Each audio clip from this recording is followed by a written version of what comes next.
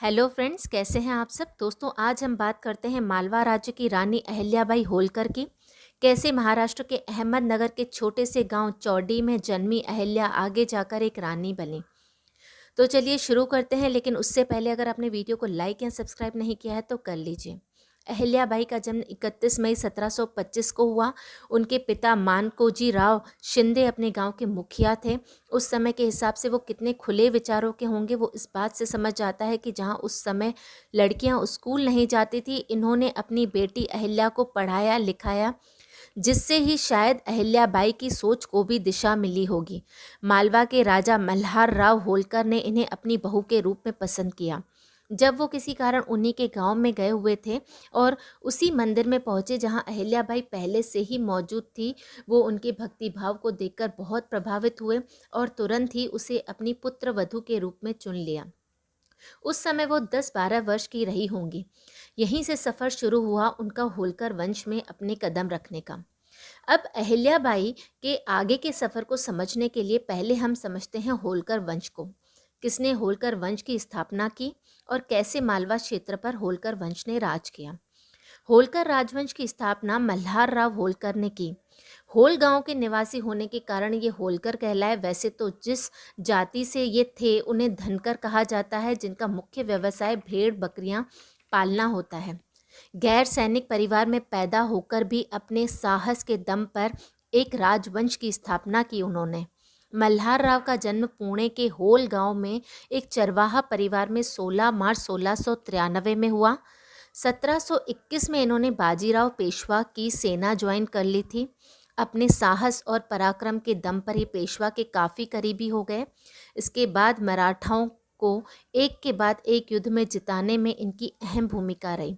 1748 तक मल्हार राव की स्थिति मालवा इंदौर में बेहद मजबूत हो चुकी थी और इसी के चलते इंदौर की रियासत उनके नाम कर दी गई, जिसके बाद इन्होंने मालवा में होलकर साम्राज्य की स्थापना की।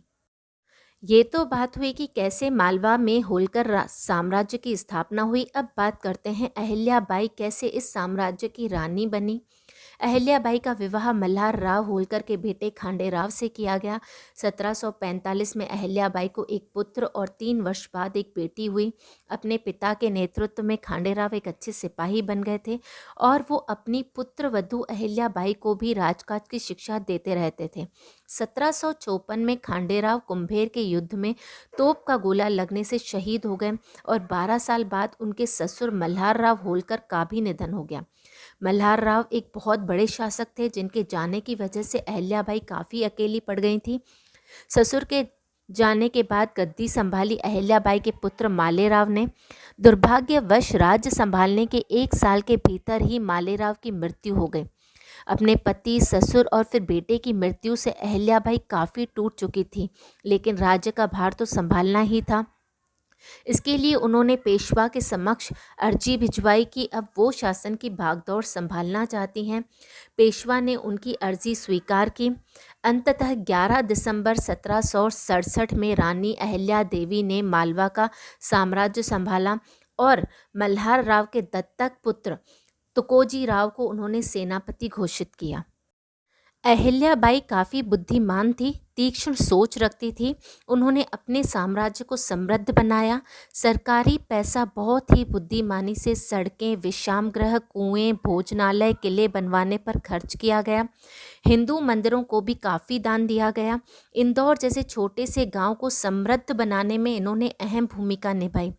इन्होंने अपनी राजधानी महेश्वर को बनाया, जहां उन्होंने बेहतरीन और आलीशान अहिल्या महल बनवाया। नर्मदा नदी के किनारे बने इस राजमहल के इर्द गिर्द राजधानी की पहचान बनी टेक्सटाइल इंडस्ट्री। हिमालय से लेकर दक्षिणी कोने तक अधिकतर मंदिरों में इन्होंने खूब काम करवाए और वहां विश्राम गृह बनवाने पर भी खूब पैसा खर्च किया। इसमें काशी, गया, सोमनाथ, अयोध्या, मथुरा, हरिद्वार, द्वारका, बद्रीनाथ, रामेश्वर और जगन्नाथपुरी जैसे मंदिर भी शामिल हैं। वो स्वयं देर रात्रि तक जागती थी और राजकीय कार्यों को निपटाती थी। वो आए दिन लोगों की समस्याएं सुलझाने के लिए सभाएं किया करती थी। उनका व्यवहार बहुत ही नम्र था। वो शिव की बहुत बड़ी भक्त थी। उन्होंने 500 महिलाओं की सैन्य टुकड़ी का भी गठन किया था। उनकी सेना यूरोपीय पद्धति पर प्रशिक्षित की गई थी।